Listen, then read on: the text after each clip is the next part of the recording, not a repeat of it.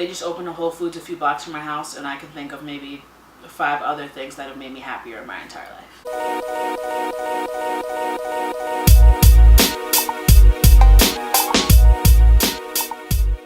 Hey guys, it's Andrea and welcome back to my channel. If this is your first time joining us, welcome, and make sure that you subscribe so you can stay up to date on all my latest videos. So as some of you may know, I am already pregnant. I am 8.5 months pregnant right now, and it has been quite a journey, which you can follow with the playlist that's linked down below.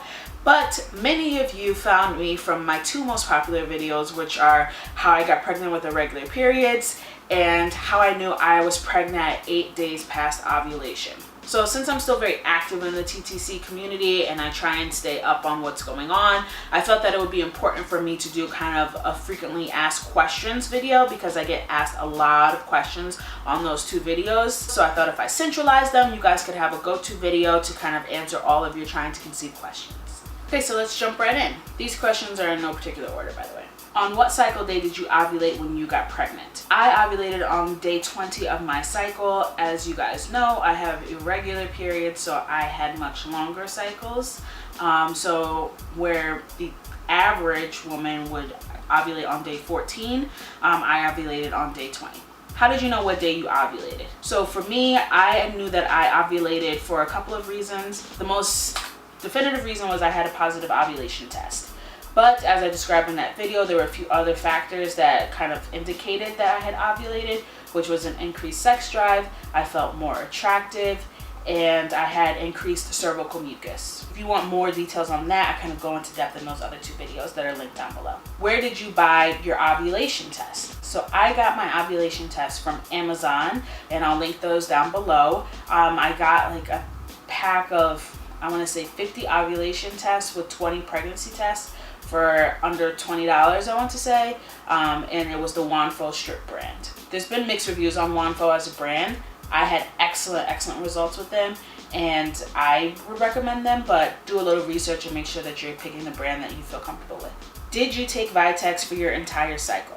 For those of you who don't know what Vitex is, it's an herbal supplement that I took to help regulate my periods. It's non-hormonal, but it does help your body balance the hormones it needs to kind of get your body on track for ovulation.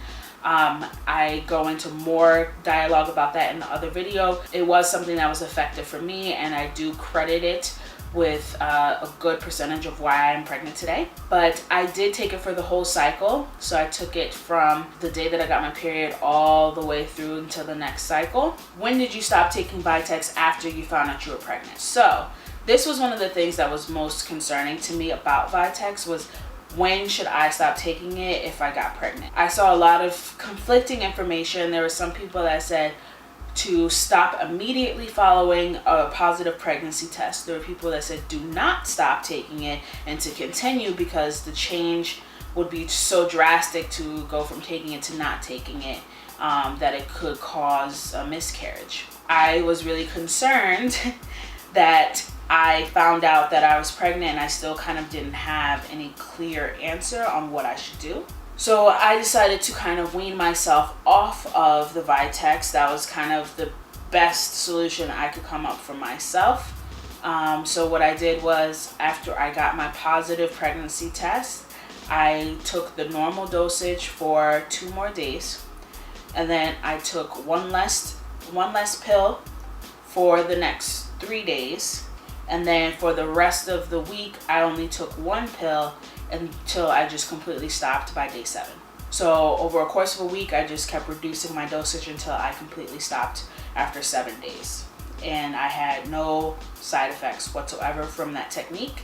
So it worked for me, and that's all I could really say about it, because it is very personal. Spoke to my OBGYN about it, and she really didn't have much insight. Not the OBGYN I have now, it was a different OBGYN before my regular one before I got pregnant.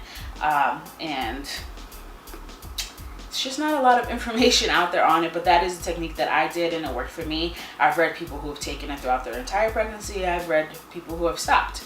So I don't think there's any kind of one right way. I think that you should just kind of use your own judgment to decide what's best for you and your body. When will I start seeing the positive effects of Vitex? For me, I started to see results immediately. My cycle before Vitex was over 100 days long. Then that got cut down to about 40 some odd days long. And then my third cycle on Vitex, I conceived. I know that it can take up to 3 months for you to see any changes. And I just want everyone to know, do not be discouraged if you don't see anything in months 1, 2, and 3. But month 4, you should have some sort of results. If you do not, then I suggest that you kind of take some other things into consideration and perhaps try a different technique to help regulate your body. What pregnancy test picked up my pregnancy the earliest? So this is actually interesting because for me, I got my first positive test on 8-DPO on a Wanfo strip test. Yes, those little cheap tests that I was just talking about from Amazon picked up my pregnancy on 8-DPO, days past ovulation. That is very, very early. I had some sort of inkling that I had implanted on day 6, and I waited 2 days and I took a test, and there was a very, very, very faint line. To the point where I thought it was an evaporation line and didn't believe I was pregnant. And I took the test again the next day, and it was a faint line but stronger than the day before. And I was saving up my first response expensive test for when I felt like this was really a positive test. So I took a first response, and I could barely, I really don't think there was even a line there. I'll insert a picture. There was no line on that test. So then I was like, oh, I'm not pregnant, and thought that the Wanfos were evaporation lines. Evaporation, what? That's so hard. Evap lines. Let's not play myself. So then I was like, you know what? I'm already crazy. I'm already spending all of my money trying to have this baby. Let's just do a digital. Let's do a digital and just throw $20 down the toilet, because there's no way a digital test can pick up at this early on in my cycle that I'm pregnant. But you know what? Hey, there's nothing to lose here. I work hard for my money. I'll spend it how I please, right? Am I right? Took the digital test, and it was positive. It said pregnant, clear as day. And I just thought that was really interesting, because anyone who's trying to conceive knows that first response is the holy grail of pregnancy test. And if you want to know if you're pregnant, that's the test you get. And they failed me. They failed me. What are your favorite trying to conceive apps? So I actually have 2 favorite apps, and one of them is more for tracking and one of them was for the forum. My favorite app to track my temps, my cervical mucus, my symptoms was Fertility Friend.